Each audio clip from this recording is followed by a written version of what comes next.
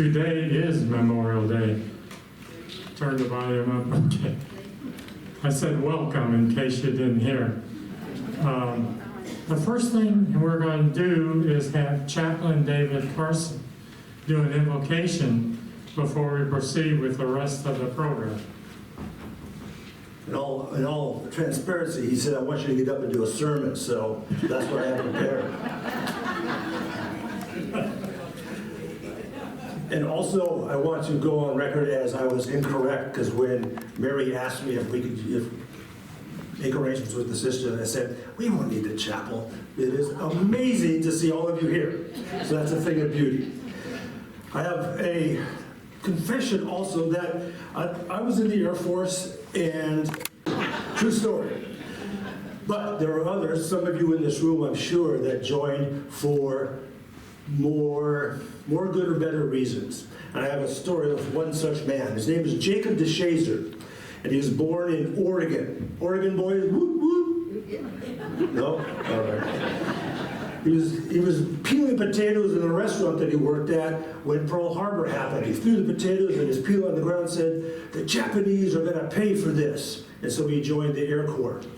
And he was assigned to a bomber brigade that was part of, perhaps you've heard of this, the Doolittle's Raiders. Yeah, he was part of that group. He was in the 17th Bomb Group. And he volunteered to be in that group, which was a special group, and their job was to learn how to fly land-based bombers off of ships, fly over Japan and bomb Japan. So that was their deal. Well, the carrier group was spotted, so they had to leave early. And leaving early meant that they had just enough gas to get to China someplace. And so when they left early, he ran out of gas. He wasn't driving, he was the bombardier. So the plane crashed over China, and they all parachuted into occupied land in China by Japan, the Japanese army. And he was captured the next day. He was in captivity for 40 months.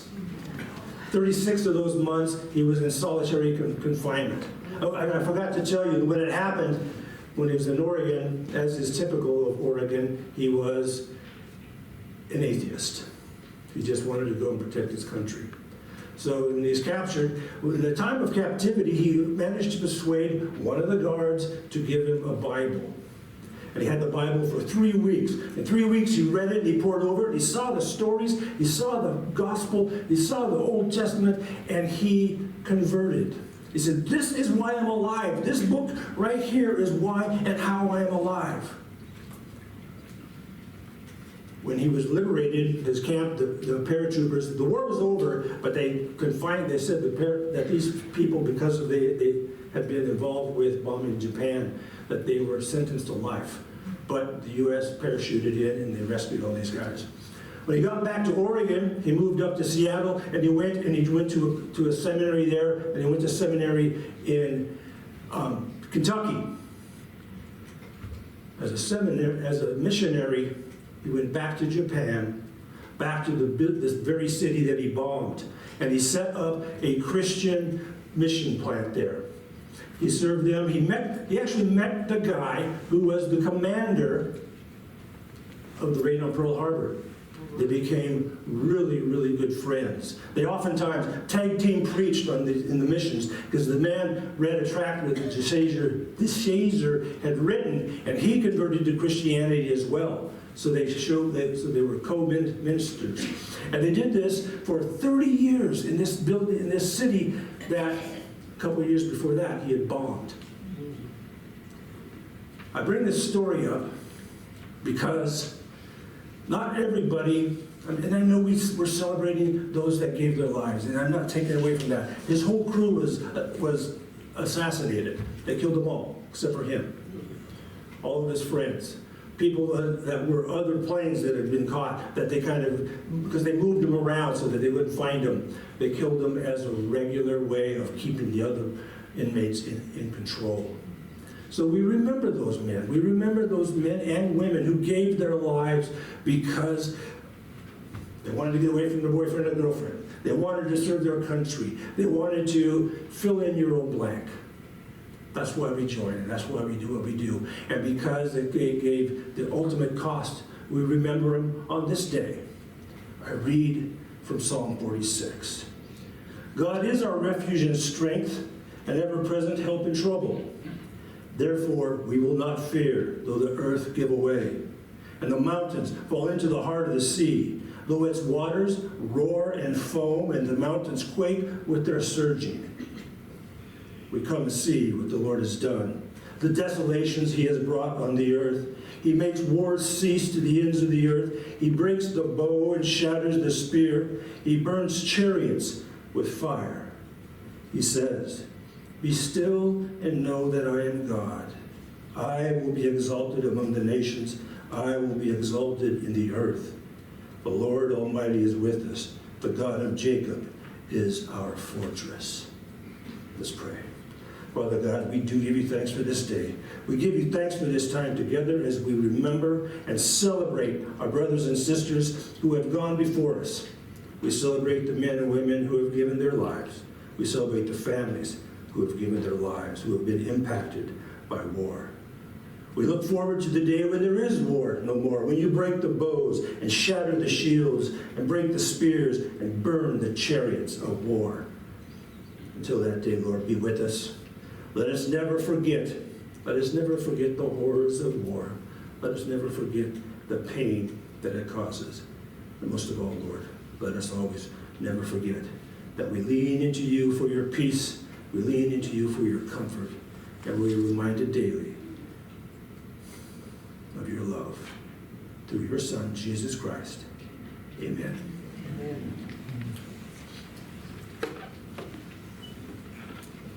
In 1868, 3 years after the end of the Civil War, a group of Union veterans established May the 30th as the day to decorate the graves of the war dead with flags and flowers. And after World War I, this was expanded to include the dead from all American wars. So, and it was still called Decoration Day. But in 1923 or 19 something, it was, Congress decided to call it Memorial Day. So we've been celebrating Memorial Day for quite a while. But it started out as Decorations Day, and I remember as a kid, us going to the cemetery and putting flowers on graves. Probably a lot of you do too. So it started with the Civil War group of Union veterans establishing a day to decorate the graves. So this is what we're celebrating, or I shouldn't say celebrating, I think marking an observance of Memorial Day. So I think we're going to hear from our world-famous choir. Good morning, everybody. It's good to see you. I just want to remind you that this is the audience participation part of the program. You should have inside your program a white piece of paper. The inside is what we're going to do now. And it is, as you see, it goes right down the list, all of the branches of the military.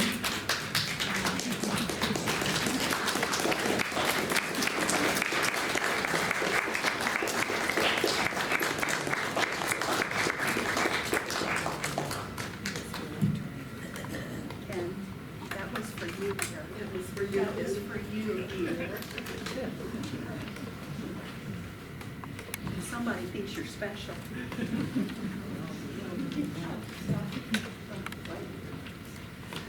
And then when you get to the bottom, we're not going to say, please stand and recite the Pledge of Allegiance. I didn't print all the words there for that. I figured you knew that. Same thing as we will end with the national anthem. So, for those of you who would like to stand and join us when we get to that part, there's your hint. And if you are able and would like to join us for standing when it's your branch of the military for our veterans out there, you see when it's coming. Army, it's a quick introduction. So if you're like me and it takes a minute to move around, you might want to think about moving.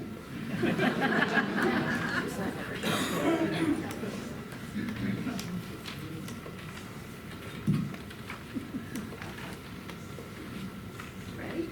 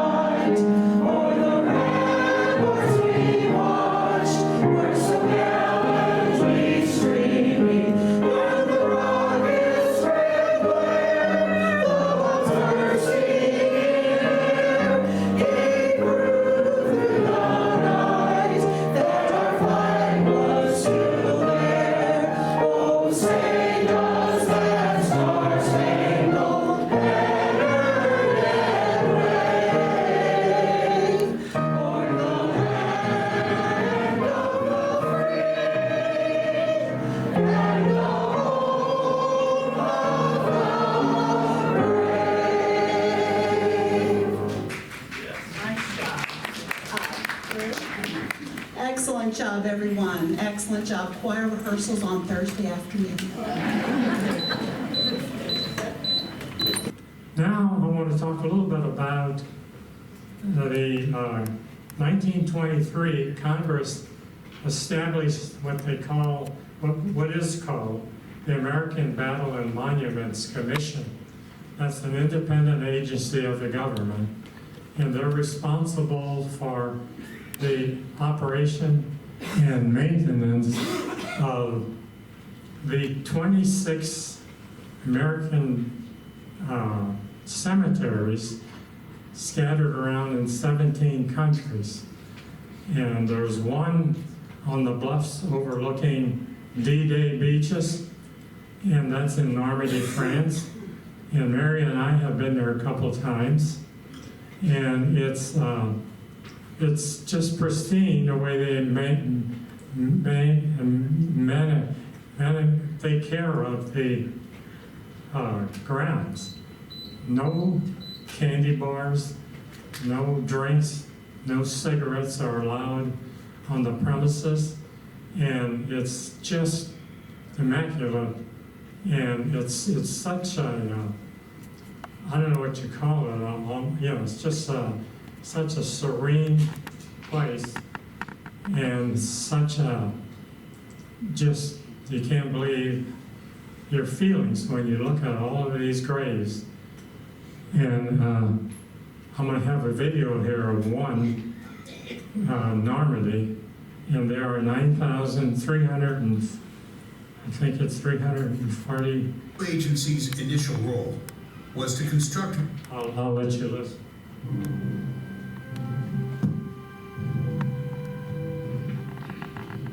Poet Archibald MacLeish lost his brother in World War I. He later imagined his brother speaking to the living. They say we were young. This is about ABMC, not a cemetery. Remember us. Here it is. My mother got a call on the phone that my father had been killed. You don't believe it could happen to you, you know? You keep hoping it was a mistake. They say our deaths are not ours. They're yours. They will mean what you make them. My uncle's sacrifice and those of 400,000+ other Americans was the price that we paid for freedom. He did say, I'm going to war to protect us, you and me, so we can have a good life. They say whether our lives and our deaths were for peace and a new hope, or for nothing, we cannot say. We are taking care of our war dead. It became our tasking to make sure that they are honored properly and everything is as beautiful as it can be. When I look over that sea of crosses and stars of David, it really brings home what that means. They say we leave you our deaths. Give them their meaning. Remember us. It provides a finality and it provides an environment that we can now picture, and that's important to the next of kin who come there with the intent of seeing one man, but are faced with thousands.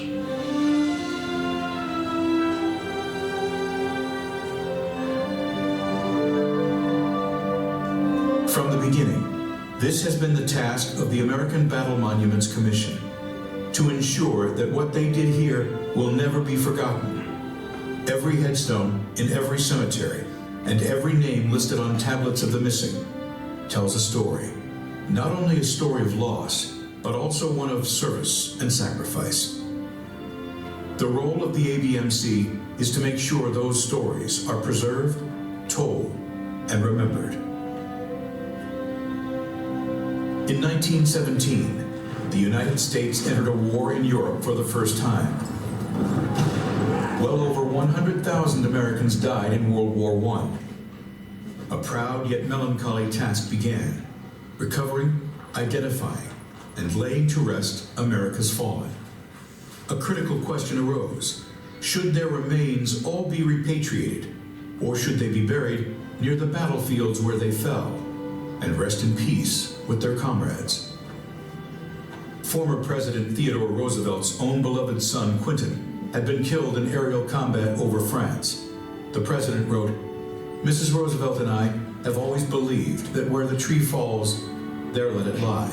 We greatly prefer that Quentin shall continue to lie on the spot where he fell in battle." Their wishes were honored.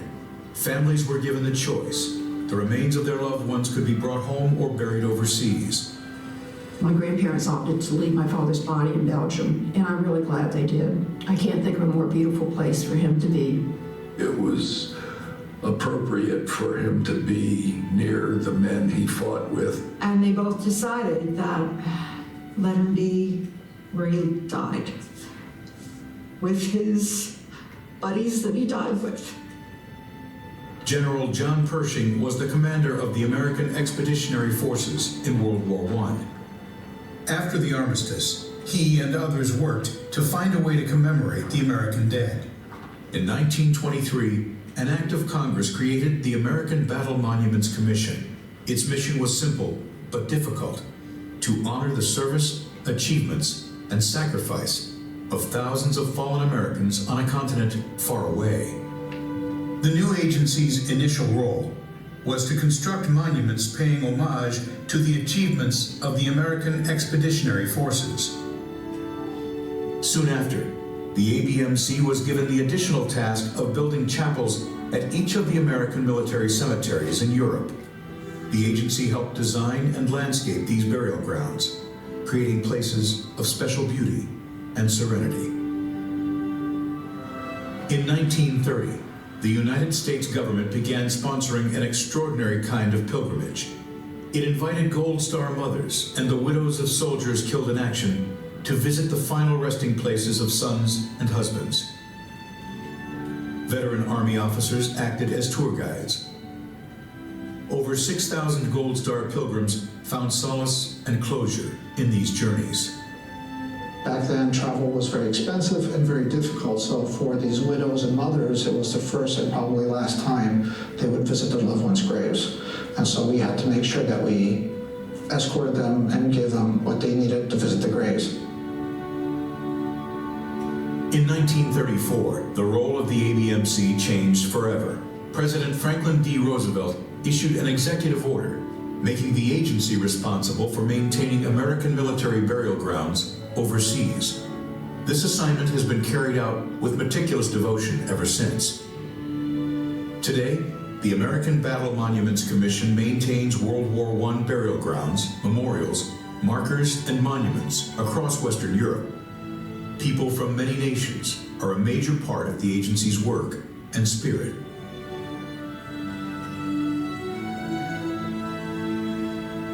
The American government takes care of everything here, but we can't do that without our local workers, no matter what country we're in. Their connection is very strong. We have several second-generation employees here whose fathers worked here as well. You can really see what the staff here does. They put their hearts into it and care for the grounds and the headstones and the markers of all the individuals here.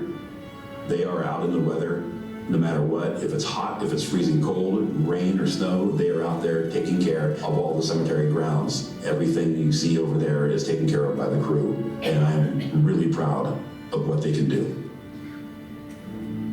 World War I was called the war to end all wars. It brought so many new technologies of destruction and cost so many lives that many believed another global war would be impossible. But the idea of lasting peace turned out to be a forlorn hope.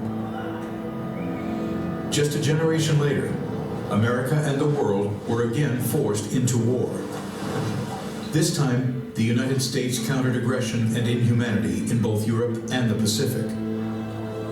More than 400,000 Americans gave their lives. When men ship out for war, they have to understand the gravity of what's ahead. But I would think he was probably hoping that he would get home to his wife and daughter and family. That I'll do my job, and then I'll come back. It's a circumstance that had to be debilitating to most of our men, and yet they persevered. They laid down their lives. They sacrificed literally everything for unknowns. They gave freedom to the world.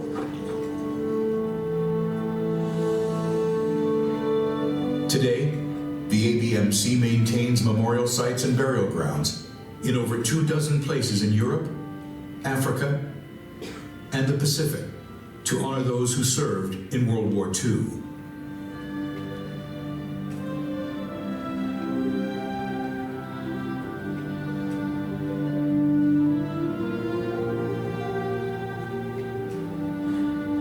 American service in foreign lands did not begin with World War I, nor end with World War II. The ABMC maintains cemeteries and memorials that honor Americans who died in Mexico in the 1840s, in Cuba in 1898, in the construction of the Panama Canal in the early 20th century. In the years since World War II, America has again called on its citizens to serve and fight in many parts of the world. These too we honor. The scope of the ABMC has changed, but its purpose has not. It's a long thread that connects history from over a century ago to the present. A thread of commemoration, the need to comfort and inspire the living by honoring the dead. Since 1923, the American Battle Monuments Commission has helped us understand the meaning of our history, what happened, and why. You can't know it until you feel the breeze and see those crosses row on row and realize how profound those deaths were. It is exquisitely maintained, perfect, just absolutely perfect. The actual cemetery, it was beautiful. It was peaceful, it was restful. And I came home and told my mom they made the right decision. On these hallowed grounds, visitors learn some of the many stories of devotion. The ABMC sites evoke universal feelings, the sense of something given that can never be taken away. Yeah, I think it's very important that we learn our history, and those cemeteries are part of our history. Well, the freedom that we have here in this country is been bought and paid for by people that have sacrificed everything. They tell us why these sacrifices are relevant to us today and forever. Sacrifice seems to spread a little bit because you realize that each soldier in these graves has a mother and a father, sisters, brothers, husbands, wives, nieces, nephews, and I would offer that they sacrifice too. You're talking about individual human beings who gave their lives for something they thought was important. For those who have fallen, still offer us everything they had. We can all take solace and pride in that lasting gift. And it's brought me peace that I know more about, and that visiting the cemetery gives me a connection. I think he exemplifies the best of us, that he has not died in vain, but that has died defending his country. We lost his counsel, we lost his advice, we lost his sense of humor, but we're very proud of him for what he did, for having the greater good in mind rather than just his life. Thank God we have an American Battle Monuments Commission. We remember our dead.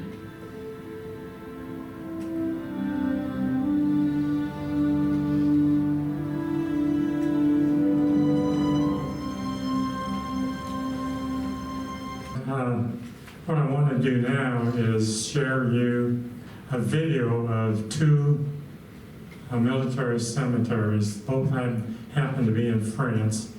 The first one in Normandy, which is on a bluff overlooking the D-Day battlefields.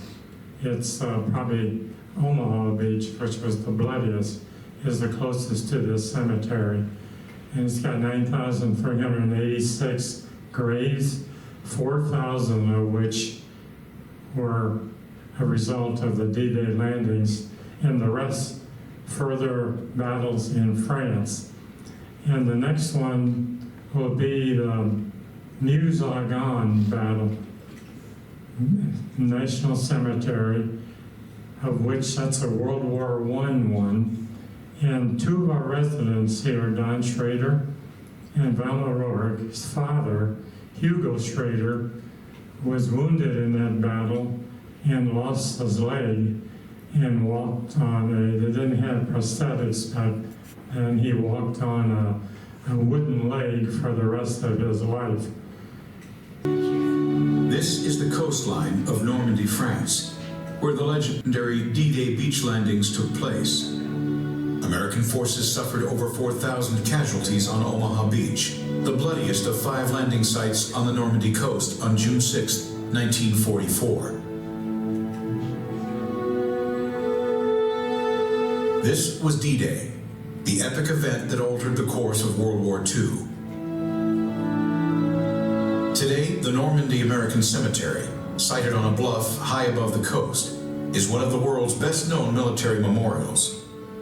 These hallowed grounds preserve the remains of nearly 9,400 Americans who died during the Allied liberation of France. 3 Medal of Honor recipients rest here. 45 sets of brothers lie side by side. The Visitor Center describes the events and the significance of the D-Day landings and the ensuing campaign for Normandy. Every year, over 1 million visitors come to pay their respects to the fallen and learn more about the crucial events that happened here. Within the picturesque trees, an immense array of headstones rises in long regular rows. At the west end of the cemetery, granite statues represent the United States and France. A small chapel sits at the center of the cemetery. Inside, a ceiling mosaic depicts America blessing her sons as they depart to fight for freedom. In the open arc of the memorial, a bronze statue symbolizes the indomitable spirit of American youth. Over 1,500 names are carved on the walls in the Garden of the Missing, behind the memorial. The daunting challenges and intense combat of the campaigns to liberate France live on in this inspiring burial ground, the final resting place for so many courageous American servicemen and women.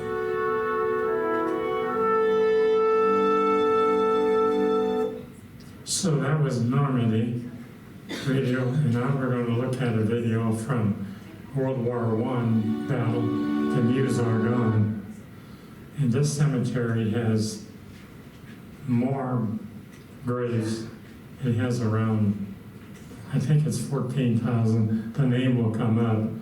Anyway, as I mentioned earlier, 2 of our residents' father, Hugo Schrader, and the residents here are Don Schrader, his son, and Velma Rourke.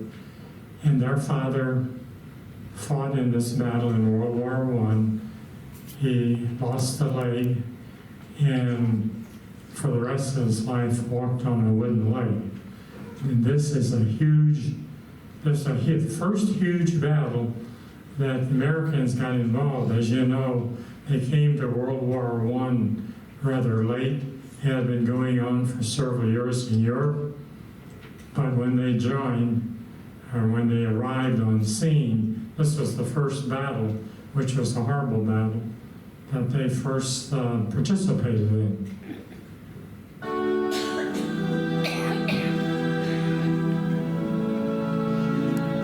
The Meuse-Argonne American Cemetery lies about 150 miles northeast of Paris. It is the largest American military cemetery in Europe. Within these 130 acres are the remains of more than 14,200 American servicemen and women, most of them who died in the Meuse-Argonne offensive of 1918. A visitor center tells the story of this crucial campaign. In 47 days of intense fighting, the First Army overcame formidable defenses to force the enemy to retreat. Within the picturesque trees, like a formal French garden, an immense array of headstones rises in long regular rows. The cemetery sits on terrain captured by the 32nd and 5th Divisions. 9 Medal of Honor recipients are buried here. Their stories are a testament to the desperate nature of the fighting. Among them is Corporal Freddie Stowers, an African-American soldier who led his battle-worn platoon in a gallant attack against trenches bristling with machine guns.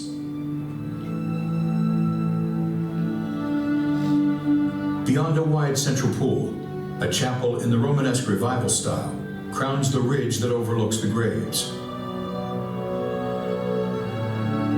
Inside, the flags of the principal Allied nations in World War I stand behind the altar. Stained glass windows portray the insignia of the American divisions that fought here. On the walls of the covered walkways, panels with tablets of the missing list almost 1,000 names.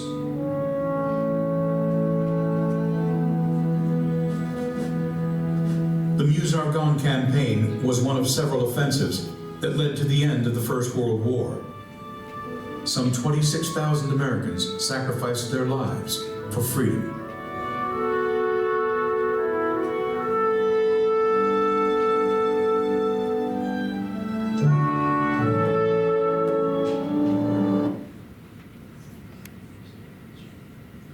Mary and I have been to the Normandy Military Cemetery a couple of times.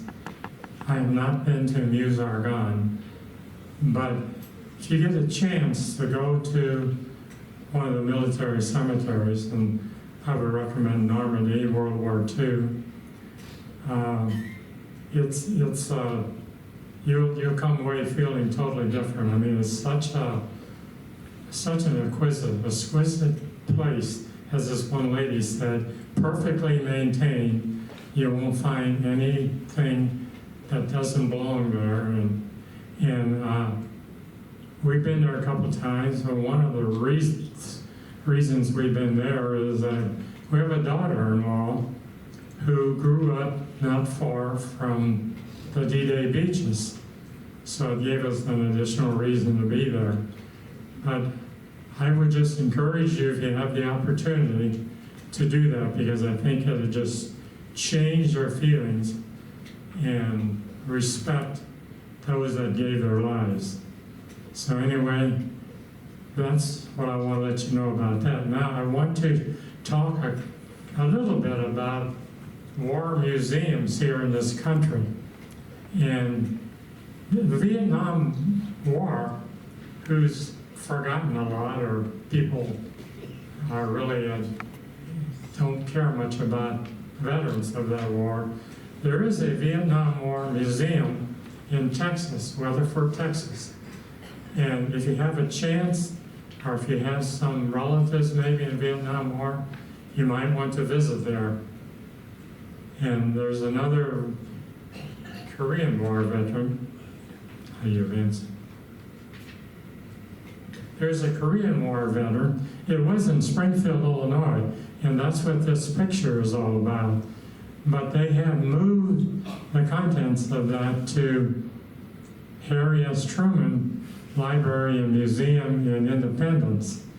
And if you think about it, that's probably a better place for that museum to be anyway, since Harry Truman was president when the troops were ordered into into Korea. So a Korea War Memorial in museum in Springfield is now in Missouri, Independence.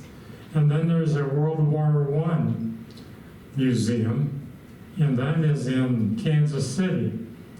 And we're going to talk about World War II first.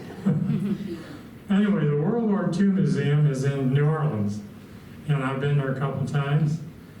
And it started out, two guys, Stephen Ambrose, who wrote D-Day, a popular book, and a guy by the name of Higgins. And Higgins was a boat builder. And Higgins and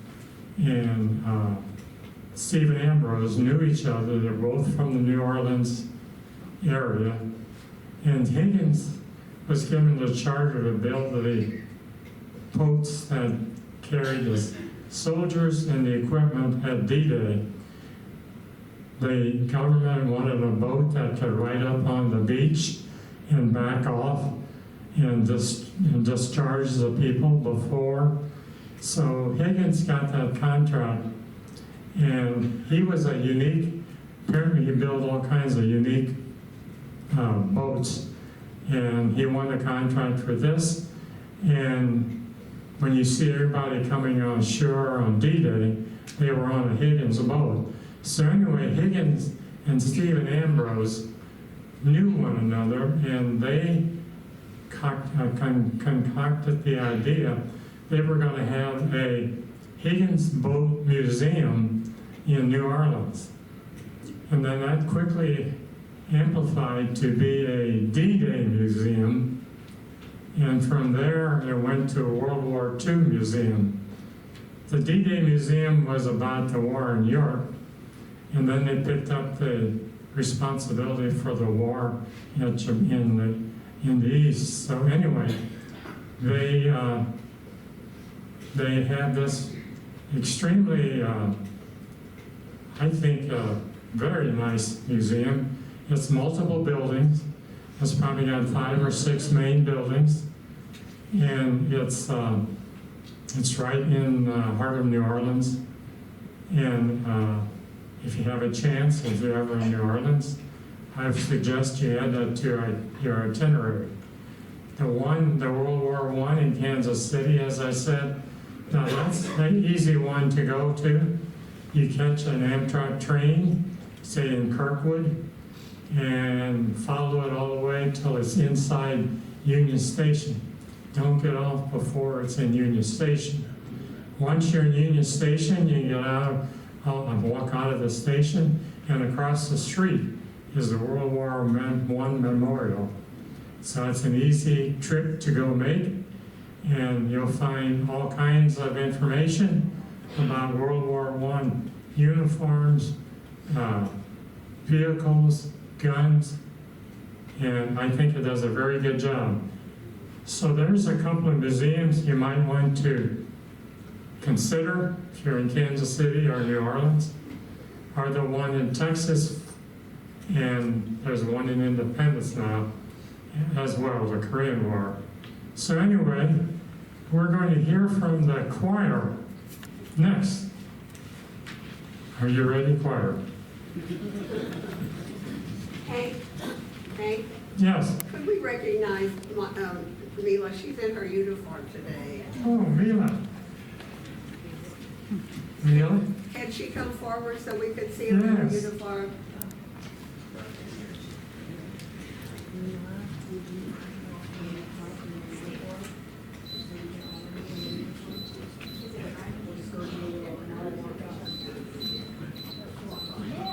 They said it in the mic. They said, hey, said it in the mic. You want to come up? Yeah.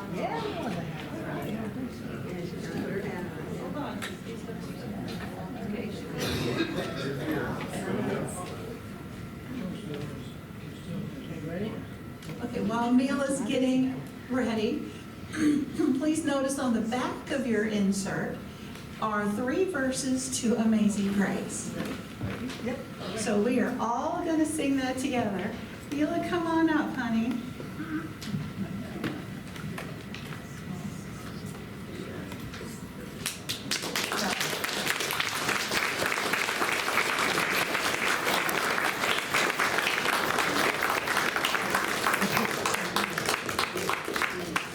Anybody else can wear their clothes from that era? Anybody? High school, college, 20 years ago? Okay. Here, Jane, let's stand on this. James, let's stand on this. We gotta get Larry in there. Hank, she was in the Gulf War. She was in the Gulf War. She was in the Gulf War. So, somewhere is my insert. Oh, there it is. So we're going to sing together all three of the 5 verses of Amazing Grace. Thank you for coming, Mila. Yeah, look at that.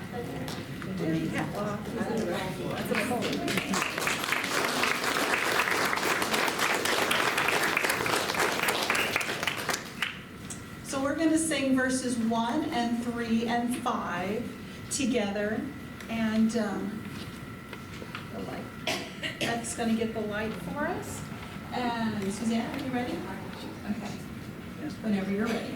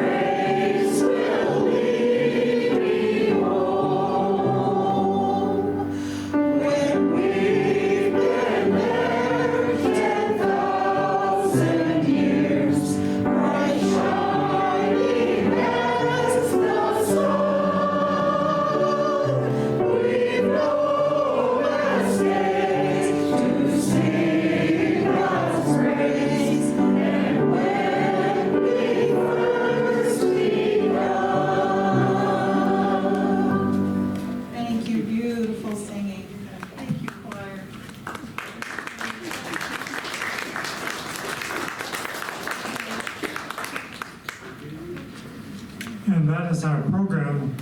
I want to thank all of you for coming, and I want to thank our technical help I needed to stumble through this thing. But I hope you got the message, and I hope you enjoyed I shouldn't say enjoy, because I don't think that's the right word when we're recognizing Memorial Day. But anyway, thanks to Kelly and the choir, and to Beth, and to Suzanne here at the piano.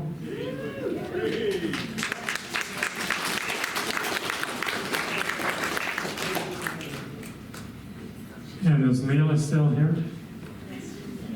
Oh, hi. And thanks, Mila, for coming in uniform.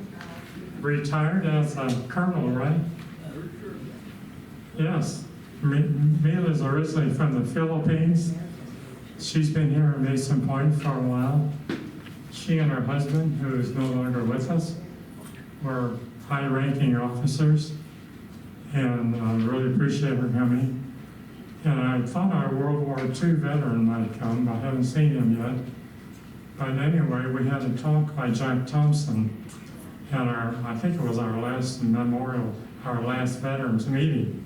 Jack is 99 years old, going strong, and he talked about, he's a World War II. He entered on the V5 program in the Navy in 1944. He was there until the end of the war, which happened in 45, of course. But anyway, I was hoping he'd be here, but Mila, thank you. And thank all of you for coming. And we'll try to do a better job on Memorial Day next year.